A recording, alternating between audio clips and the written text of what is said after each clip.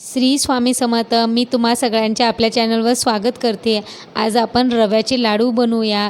त्याच्यासाठी पाक पण नाही बनवायचे आपल्याला, पिठी साखर टाकून बनवूया आणि अगदी झटपट होतात हे लाडू. मुलांना टिफिनमध्ये देण्यासाठी आणि आपल्याला नाश्त्यामध्ये पण होते हे लाडू खायला आणि पौष्टिक पण असतात. चांगल्या साजूक तूपमध्ये आपण हे लाडू बनवूया. त्यासाठी सर्वप्रथम आपण 2 वाटी साखर घेऊया. 2 वाटी साखर मिक्सरमध्ये काढून बाजूला ठेवून देऊया, त्याची पिठी साखर बनवून. आणि त्याच वाटीने आपण 2 वाटी रवा पण घेऊया आणि त्या पिठी साखर आपण छान मिक्सरमधनं बारीक काढून ठेवून देऊया. आणि त्याच वाटीने आपण आता रवा घेऊया. रवा पण 2 वाटीच लागेल आपल्याला. आणि रवा आपण कढईमध्ये टाकून छान भाजून घेऊया. 2 वाटी टाकल्यानंतर त्याला नाही का 10 मिनटं आपण एकदम कमी फ्लेमवर, गॅसच्या कमी फ्लेमवर भाजून घेऊया. 10 मिनटं. 10 मिनटं छान भाजलं की त्याचा कलर नाही चेंज झाला पाहिजे, पण तो त्याला आपण सतत फिरवत राहायचं आणि एकदम कमी फ्लेमवर फिरत राहायचं. त्यानंतर त्याच काचेच्या वाटीने आपण जे घेतलेलं आहे ना ते मेजरमेंट, त्याच वाटीने आपल्याला पाऊण वाटी तूप लागेल. सर्वप्रथम आपण वाटी आपण तूप टाकून घेऊया, म्हणजे पाऊण वाटीतलं अर्धं तूप टाकून घेऊया आणि त्याला आपण छान भाजून घेऊया याला रव्याला. आणि याला पण आपल्याला तूप टाकल्यानंतर आता सगळं तूप टाकून घेऊया बाकीचं उरलेलं, आणि याला परत आपण 10 मिनटं छान कमी फ्लेमवर भाजून घेऊया. कमी फ्लेमवर भाजत असताना याचा खूप सुंदर सुगंध येतो आणि तूप पण सोडायला लागलं हे रवा की त्याच्यामध्ये आपण आता दूध टाकूया. दूधमध्ये थोडीशी साय पण घ्या तुम्ही, आणि आपल्याला दूध पण थोडंसं पाऊण वाटीच लागेल आहे.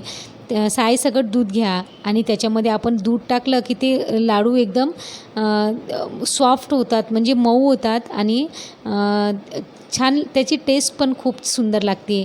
चला तर आपण आता हे दूध, साय मिश्रित दूध आहे, 1 पाऊण वाटी घेतलेली आहे, त्या रव्यामध्ये आपण टाकून घेऊया आणि छान त्याला मिक्स करूया. आणि छान मिक्स झालं की त्यानंतर 2 मिनटातच मिक्स होते ते लगेच. आणि त्यानंतर आपण त्याच्यामध्ये पिठी साखर टाकून घेऊया. पिठी साखर आपण सर्वप्रथम पिठी साखर बनवून घेतलेली होती.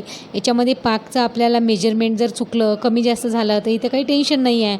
त्यामुळे आपण पिठी साखरचं बनवूया अगदी सोप्या पद्धतीने. आता पिठी साखर पण त्याच्यामध्ये टाकून घेऊया आपण, 2 वाटी जे दळलेलं होतं ते.